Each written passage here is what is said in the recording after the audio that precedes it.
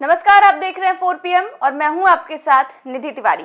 विश्व गुरु, ये शब्द आपने पिछले कुछ सालों में कई बार सुना होगा। देश के प्रधानमंत्री नरेंद्र मोदी से लेकर बीजेपी के शीर्ष नेता सभी देश को विश्व गुरु बताते हैं। यहां तक कि उन्होंने घोषित भी कर दिया है कि भारत विश्व गुरु बन चुका है। लेकिन क्या भारत सच में विश्व गुरु है? आपने देखा होगा कि देश में जो महंगाई है वो आसमान छू रही है, बेरोजगारी की समस्या आप सभी के सामने है, गरीबी किस कदर बढ़ रही है वो भी सभी देख रहे हैं।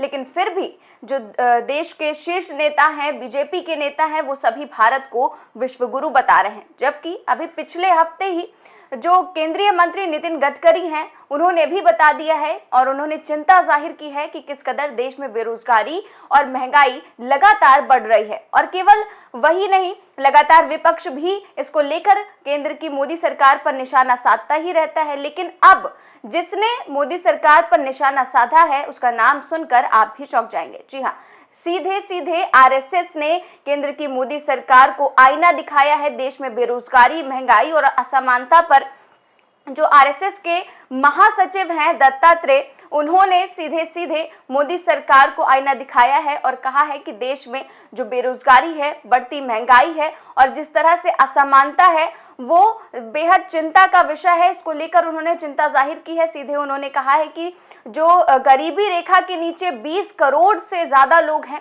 और इसके अलावा 25 करोड़ से ज्यादा लोगों की प्रतिदिन आय 375 रुपए से भी ज्यादा कम है। और जिस तरह करोड़ों लोग बेरोजगार हैं, इसको लेकर उन्होंने एक विपक्ष की तरह केंद्र सरकार को आईना दिखाने का काम किया है। और इससे कई सवाल ये भी खड़े हो रहे हैं कि क्या आरएसएस और जो भाजपा है उसके बीच में क्या सब कुछ ठीक नहीं चल रहा है? अगर सब कुछ ठीक चल रहा है तो फिर आरएसएस के महासचिव जो है उन्होंने किसे आईना दिखाने की कोशिश की है? क्या सब कुछ ठीक चल रहा है या नहीं चल रहा है, ये सब तो देखने वाली बात है। लेकिन क्या कुछ कहा है उन्होंने, किस तरह से एक विपक्ष की तरह उन्होंने अपनी बात रखी है और देश में बढ़ती महंगाई, बेरोजगारी को लेकर चिंता जाहिर की है, आप भी सुनिए। अब राष्ट्र जीवन में भी कई राक्षस रूपी चुनौतियां समय समय पर सामने आती हैं। मैं अन्य इस प्रकार के राक्षसी चुनौतियों के संदर्भ में अभी तो उल्लेख नहीं करूंगा, परंतु एक ऐसे जो कई वर्षों से, कई दशकों से, शतकों से हमारे लिए एक राक्षसी रूप लेकर सामना के रूप में खड़े हैं, वह है देश की गरीबी। इस चुनौती को भी संहार कर विजय प्राप्त करना यह हमारे लिए अत्यंत आवश्यक है।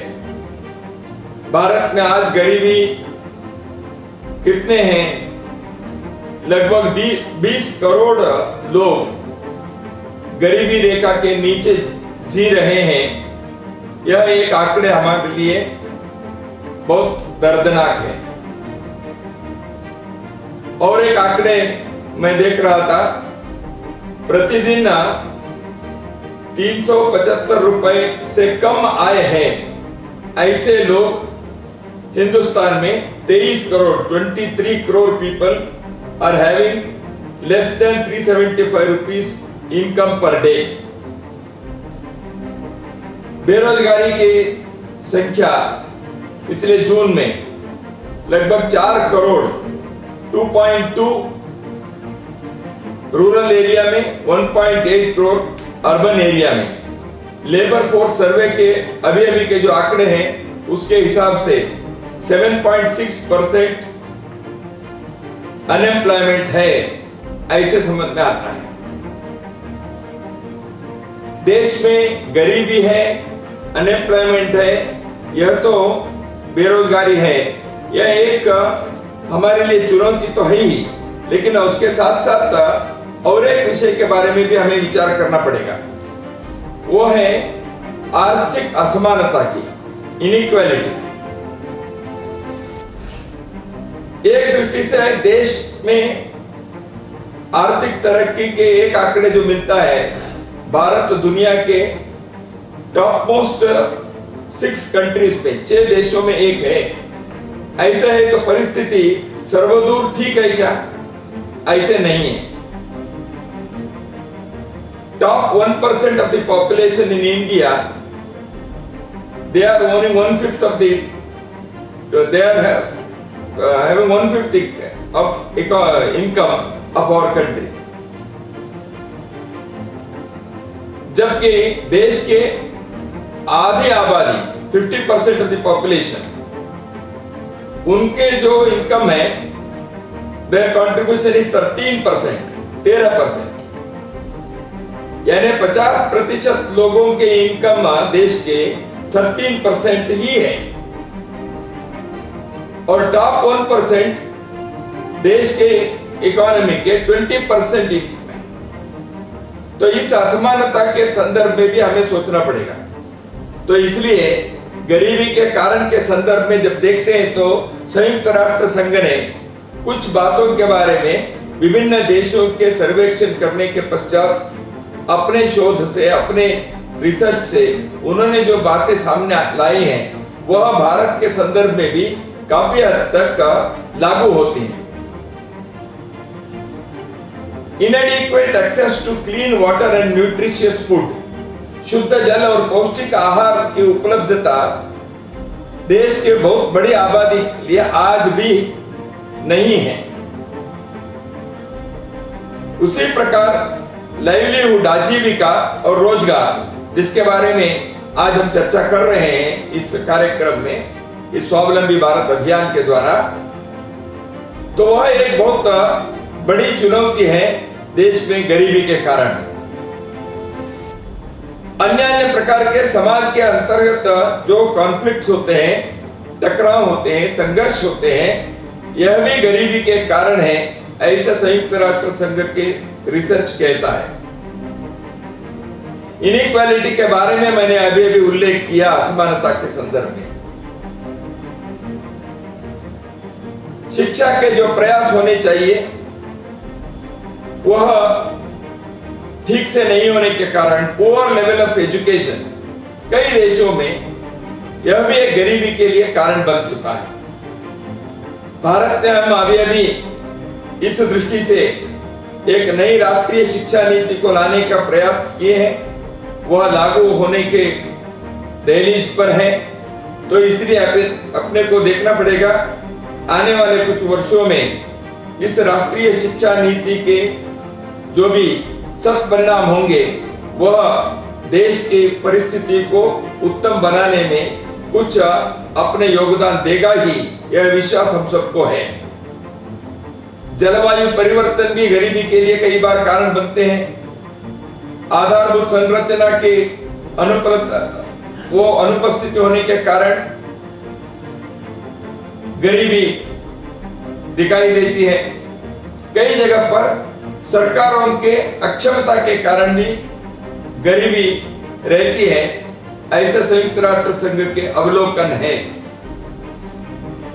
तो इस दृष्टि से यदि हम सोचें, आज हम इनमें से एक बहुत प्रमुख बात वो है लैक ऑफ एक्सेस और little access to livelihood and employment और जॉब्स। तो इस दृष्टि से स्वावलंबी भारत अभियान ने कोविड महामारी के चुनौती के दौरान एक प्रयत्न के नाते प्रारंभ हुआ। कोविड महामारी के समय में हम सब जानते हैं जिस प्रकार प्रवासी मजदूरों के बहुत बड़ी तादाद में बड़े शहरों से गांवों में गए और अपने अपने गांव में रहकर वो कुछ न कुछ आजीविका के लिए प्रयत्न करने के लिए मजबूर हुए। पिछले कई दशकों से देश के गलत आर्थिक नीति के कारण गांव-गांव से नौजवान लोग रोजगार की तलाश में पलायन किए शहर की तरफ। रोजगार कहाँ मिलेगा, आजीविका कहाँ मिलेगी, वो तो शहरी क्षेत्र में ही मिलना संभव है। ऐसे परिस्थिति होने के कारण हमारे गांव देश भर में वो खाली होते गए और शहरों के जीवन नरक सदृश बनते गया। यह हम सबका अनुभव है। इसलिए शहरों के योजना में भी कमी रही। गांव में लोगों को रोककर वहां उनके लिए कमाई, पढ़ाई, दवाई इन चीजों को उपलब्ध कराने में देश की आर्थिक नीतियां विफल रही पिछले दशकों में। ये सब देश ने अनुभव किया है। इस बीच में महंगाई के जो मार पड़ती है उसमें लोग किस प्रकार से जीवन चलाने के लिए वो मजबूर हुए, गरीबी के, दुर्दशा के, कुशिक्षा के, इन कारणों से लोगों के जीवन कैसे एक दुर्भर बनते गया, यह भारत की कहानी रही है।